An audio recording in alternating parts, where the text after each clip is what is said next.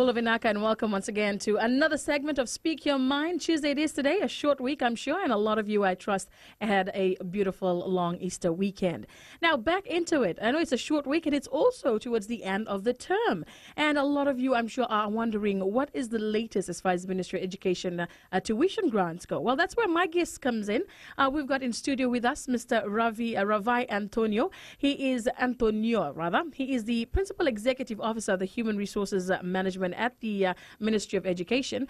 And we've also got Mr. David Ali, who is the Education Officer, who is with the Executive Support Unit. Bulavinaka, gentlemen, and welcome to the show. Bula. All right. Thank you so much for being here. Now, first of all, Mr. Ravai, I'll ask you, tell us a little bit more about the department that you're with at the Ministry of Education. Thank you, Serafina. I work for the Human Resource Management Unit of the Ministry of Education under the Corporate Services Department.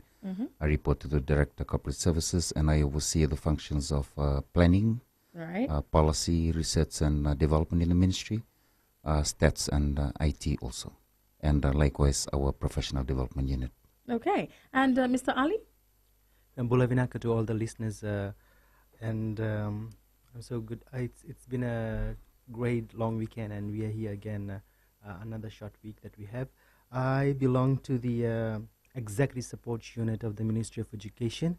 My responsibility, I look after the our unit deals with providing executive support services to the Minister and the Permanent Secretary. Okay. And to all the Deputy Secretaries, we look into writing speeches and writing articles, doing the stockback programs, and also looking into publishing, advertising, promoting the initiatives of the Ministry of Education out at large to the public. Okay. Now, today we're actually here to talk about the update so far. Now, I believe there was 904 schools that received grants from the government. Tell us about this, Mr. Ravai. This is an initiative of government, and after that a milestone announcement by government, we conducted training for all our managers and school heads in regards to the utilization of the grant. After that, the grant was dispersed, and then we recently conducted monitoring and evaluation of the usage of the grant, just to ensure that they adhere to the guidelines and procedures that we had set down under the fee-free tuition grant. Okay, when you say you did training for the managers, did you have to get a report from these trainings before the grant went out, or was it after the grant went out? Prior to the disbursement of the grant, we did that training for all school managers and school heads. How did that go? How was the training? How was it conducted? What was the time frame? How long was it? It was a challenge for us because it required that we train all managers and school heads. Teams were sent out to the 4 divisions, and we conducted the training on around those areas. So this is right across the country? Exactly, ma'am. How long was the training for? We scheduled it for 2 weeks, but it spilled over to the 3rd week, the beginning of the 3rd week, for us to account for the Eastern Division. Right. And this was prior to school term beginning, or was this was in the December holidays, ma'am. Oh, so they conducted the trainings during the December holidays. Yes. Now, what is the objective of the training?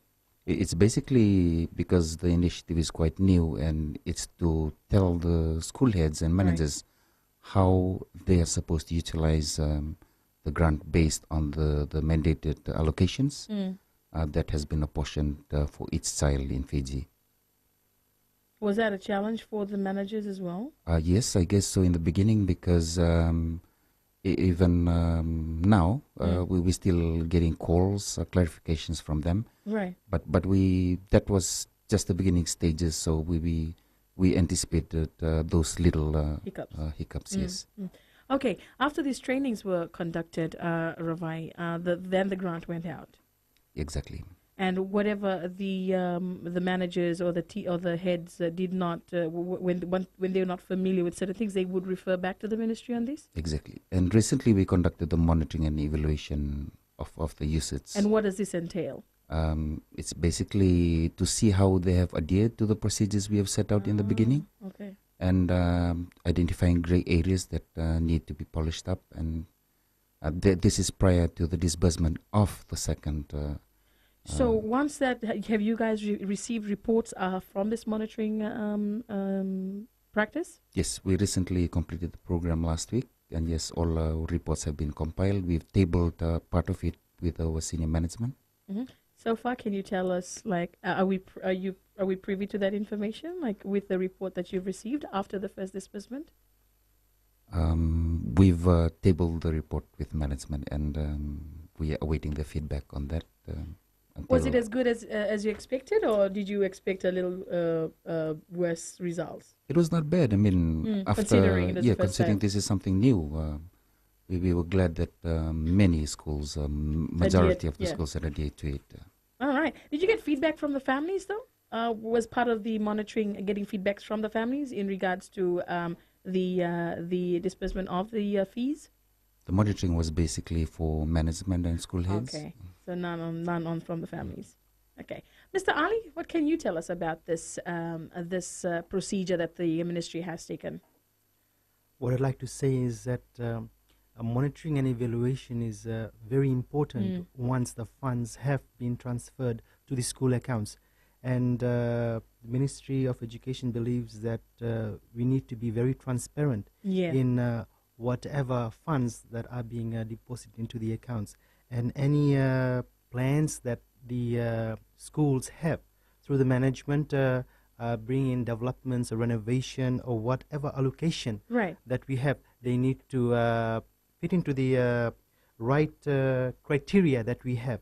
Now I'd like to bring us to the certain percentages that we have with this grant allocation. Looking at the primary schools, the per head is about 250.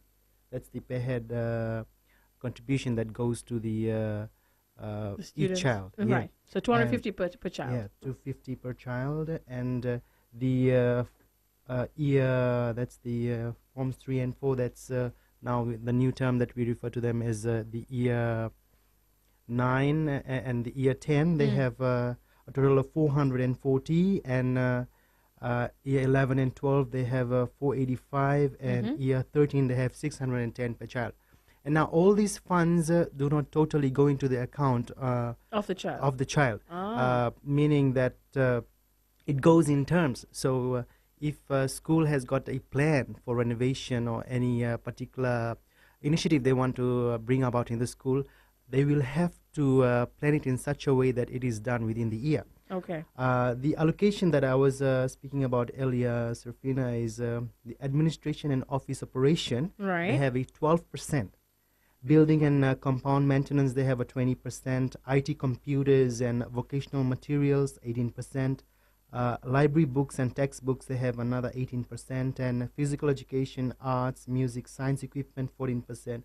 And stationery is about 18%. Okay, and we'll talk some more on the percentage that has been allocated for the different departments. Stay with us. If you just join us, you're on Speak Your Mind, and if you have questions for our guests, feel free to call us up, 3220-906-0907, or you can even text us on 825.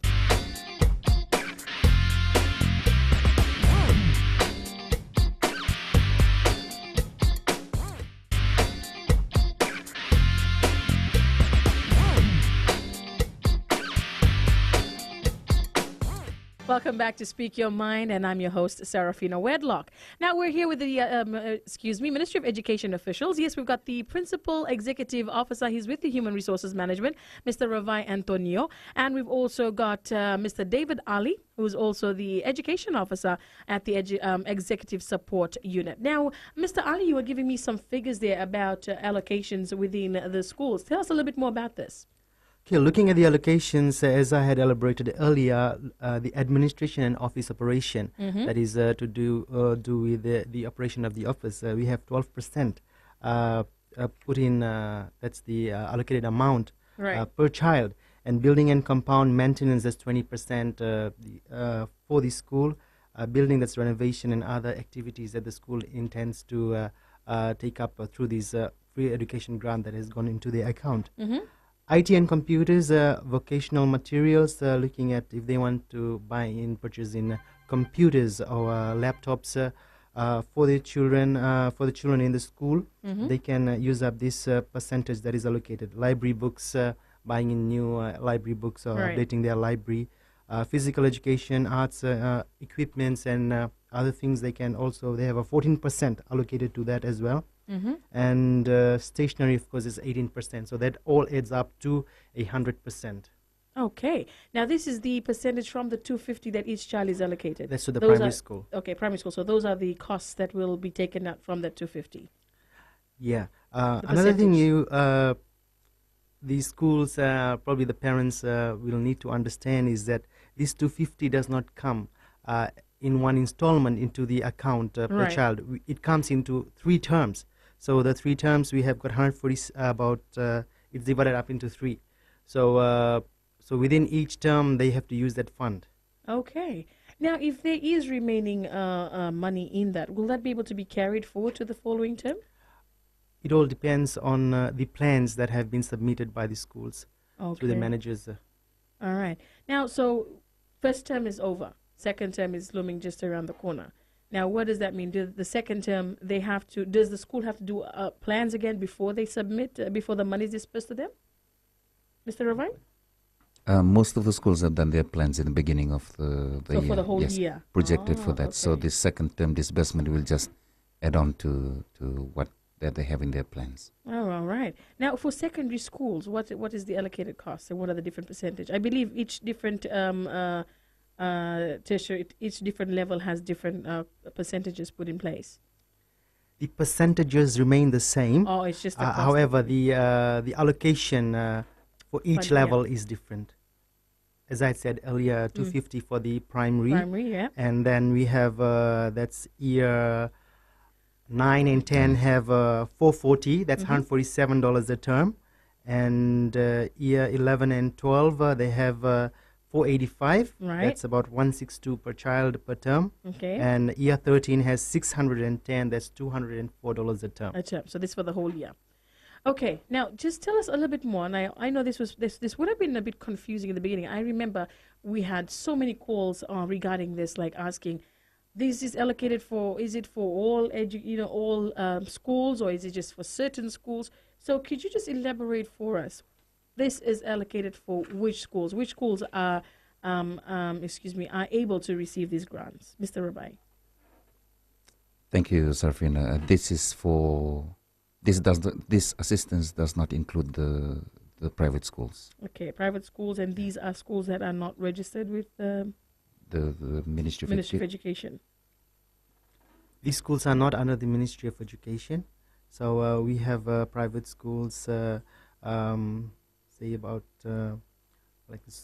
Suva Christian Community Schools, and Florida Baptist, and a few other primary schools, such as the Pacific Cover Multicultural. These they have their own fee structure. Right. They do not fall under the Ministry of Education. Okay. Now, some of the faith-based schools, do they come under this grant as well? Exactly, ma'am. Okay. Yes. And these are the ones that follow the education curriculum.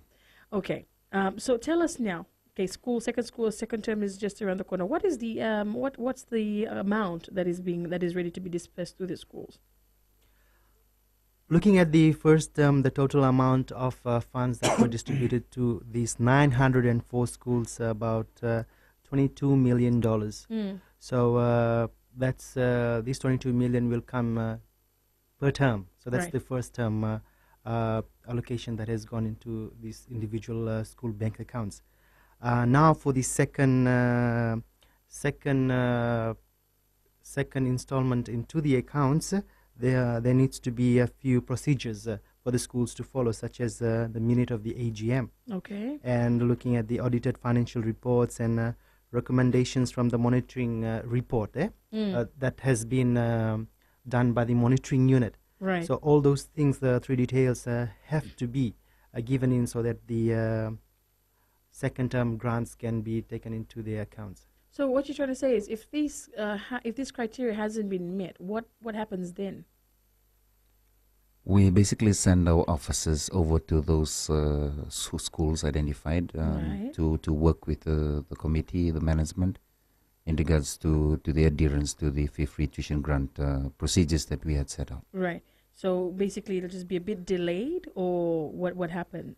We'll be hoping that it will not delay anything, that the students will not be affected in any way. How often? Well, I know it's just the first time, but can you say for like now, has the reports come in? Have they adhered to the criteria that has been put in place? I know before the second disbursement of fees. Based on the monitoring and evaluation, Yeah. yes, majority of them have adhered, and the ones that we have tagged as red, our officers are currently there at the different schools now, Oh, okay. working with And what management and trying percentage to are we looking at? a very little Oh, percentage. that's I a would good say. sign then. That's a good sign. And so everyone has been following their thing. All right. Well, we'll talk a little bit more about this. And as mentioned, if you have questions for our in-studio guests, feel free to call us up, okay? 3220-906 or 907. Or you can even text us on 825.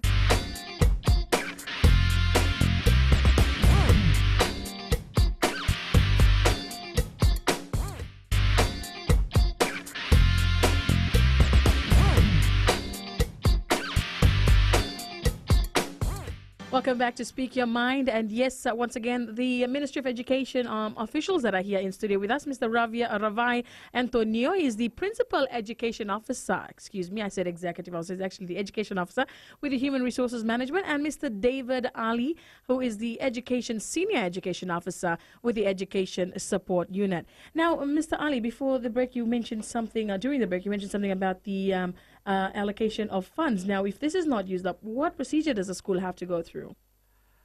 Certain schools have already made their plans for the year. Right. For example, if they want to wire funds from one allocation to another, Okay. then they'll need to give in their requests why they want to wire the funds. Looking at firstly, a request letter has to be written by the school manager to the principal education officer within the district that they fall into. Say, for example, someone within Suva would have to write to the principal education officer, Suva office, and then it goes to the divisional with the endorsement as to why they would want to wire the funds and what is the purpose. And then finally it's taken up to the permanent secretary to give an approval. So what's the time frame for this? Like, are they given a time frame? If they need to apply, they need to start at a certain time before the term ends? Because the funds are already with them, so they decide when one allocation is being used. For example, they have computers in their schools, Right. and the computer allocation is about 18%, and they would want to use it in another, say, renovation of the school. Right. Right. So they can buy the funds. They have to give in details. Now, approval doesn't come overnight. They will have to do their homework as to why they want to divert the funds to another allocation. Yeah. Now, my question here is, I know it'll take it's a long process. You've got to get approval from a few different people. Yeah. Now, what's the encouraged time for them to do so? When do they need to submit their requests? Is it 2 weeks or, I don't know, 3 weeks before the request is sent out? So, we haven't actually locked a time frame for that, but we understand that if the information submitted is all that is required, the process should be straightforward and it shouldn't take long. All right. So basically, they'll get an answer within the week. Is this encouraged though from the ministry, to use allocated funds in a certain department for something else? We actually do not encourage this, Sarafina. But sometimes there is a necessity. Yes, we want the schools to adhere to what the state had apportioned per child. Right. So we keep telling them that this should be the last resort when you're thinking about environment, because we need also to ensure that the reasons behind that apportioned amount is not compromised in any way. Okay. So if the state is saying that this percentage goes for IT, there should be some IT provisions for the students to be exposed to or to learn from, and not just to via funds here any way they want to. All right. it has to be something that will come from the students' allocation as well, like the IT percentage. IT percentage. We are not encouraging kind of funds. The main motive of having this criteria is to see that the school is well resourced in each category.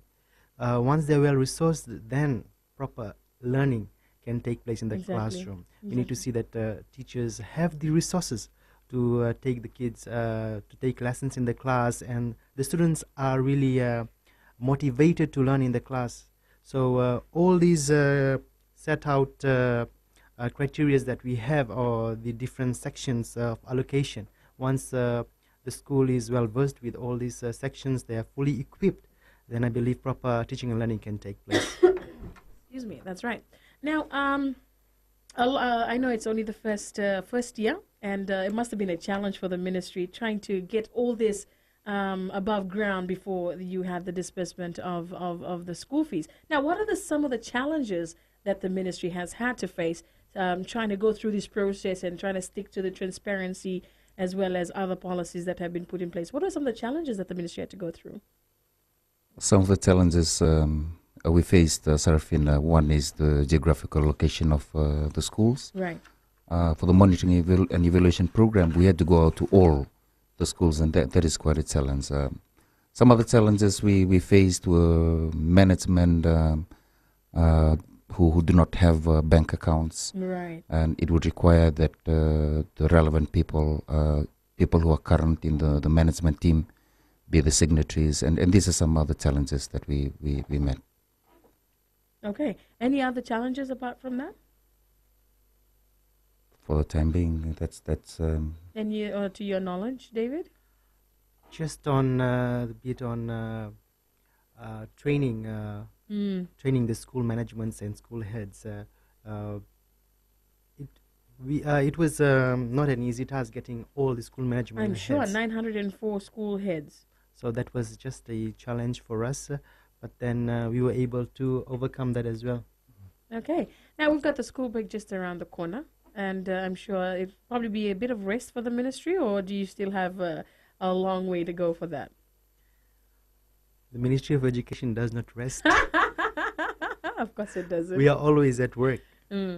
Okay. Now, what are some of the plans that are put in place for the second installment of fees? What are there any other new procedures or things that you're looking at working on, basing it on the monitoring practice that you guys just had?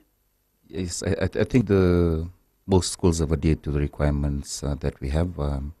The other ones, officers are currently dealing with them. But in the coming second term, second week of school, second and third week of school, there'll be another round of training, like a refresher for management and school heads in regards to the utilization of the grant money. So they have to go through another refreshing training? Yes, exactly. This is to cater for those that have like maybe new teachers or new school heads that are put in place, or what's the reason for the... Yes, including that also. Basically, we, in this monitoring and evaluation exercise, all the grey areas, all the issues that we have identified, that will be the basis for that training, Sarafina. Oh, okay, that's really good. Now, apart from the training, you guys also conducted a roadshow. But you know what? We'll come back and talk a bit more on that. And for those of you who just joined us, you're on Speak Your Mind. If you have questions for our in-studio guests, feel free to call us up 3220906-907, and you can also text us on 825.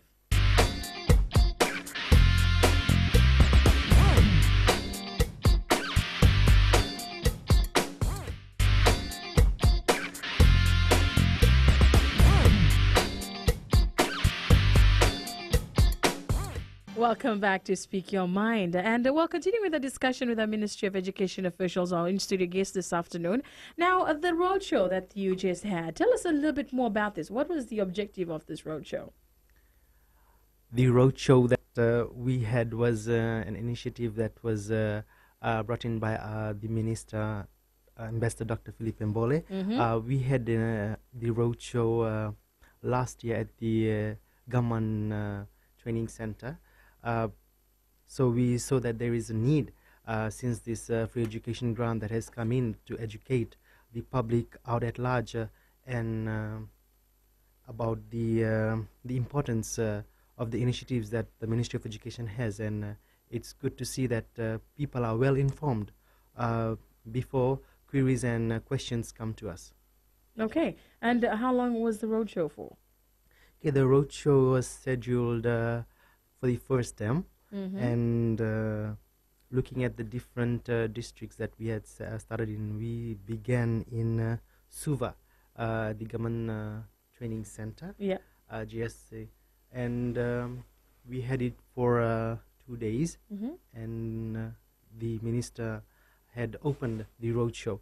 Then we moved down to Nosori, and we were very happy to see that the response from the community in Nosori was very positive. They came out in large numbers, the parents, even those who came out to the markets, given the space near the hospital. Right. There were a lot of people that were coming, and they had a lot of questions, and it was a really good session, looking into the different sections of the ministry and the services that it provides. Yeah. One of it was the exams assessment unit, Okay. where the external exam papers for the Form 6 and Form 7 were given out, and also it was given it was transferred through the USB into the from the computers into the USB. Right. That students have a collection of at least 5 years of papers Oh, wow. into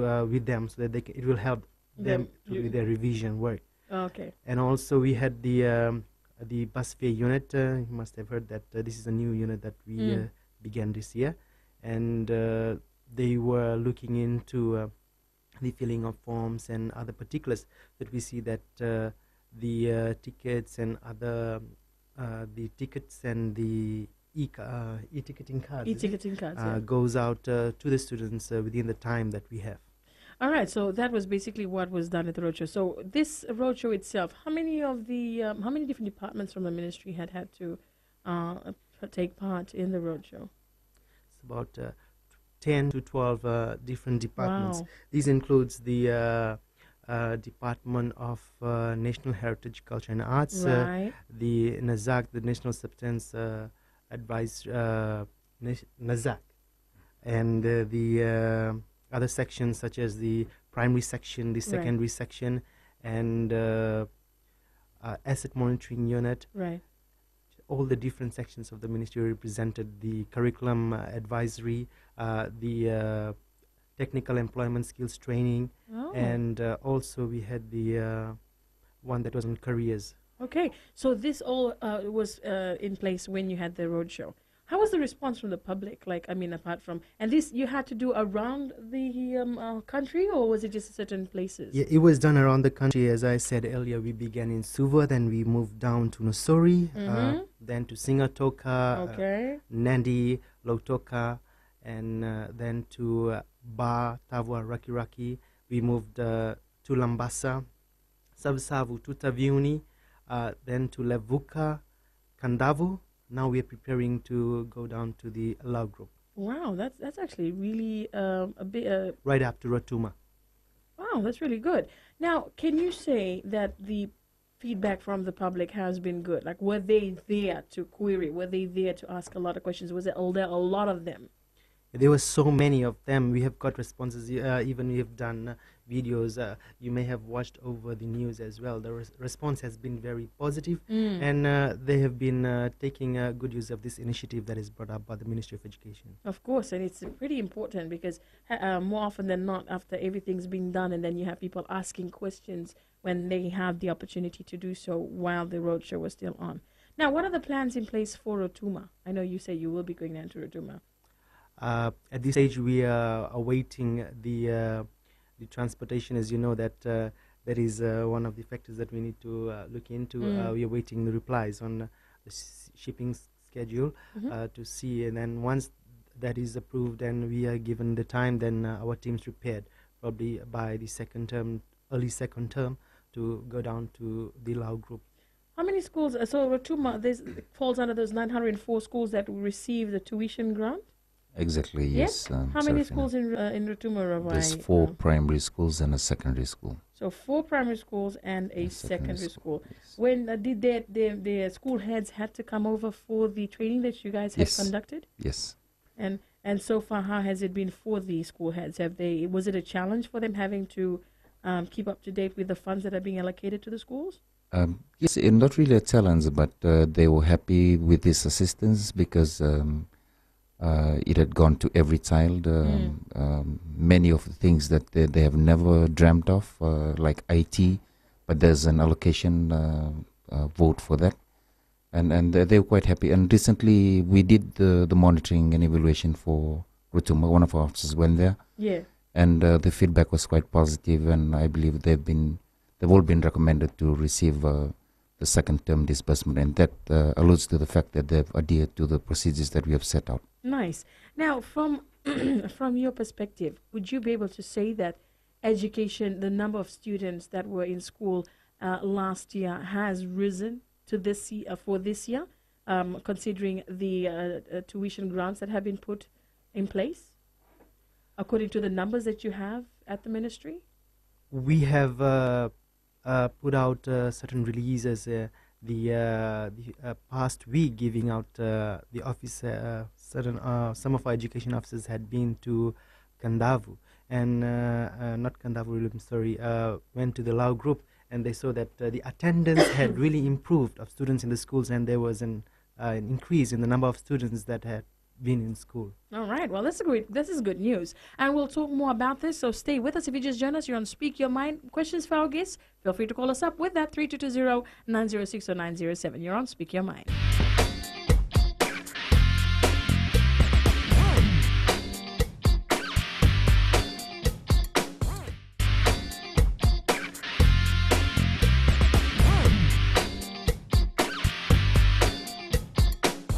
Welcome back to Speak Your Mind. Yes, a discussion, a very interesting discussion considering or talking about the tuition, the second installment just about to be paid off come second term. But in studio with us, we have our Ministry of Education officials, and we've also got a caller on the line, Ambula Vinaka. And who am I speaking with?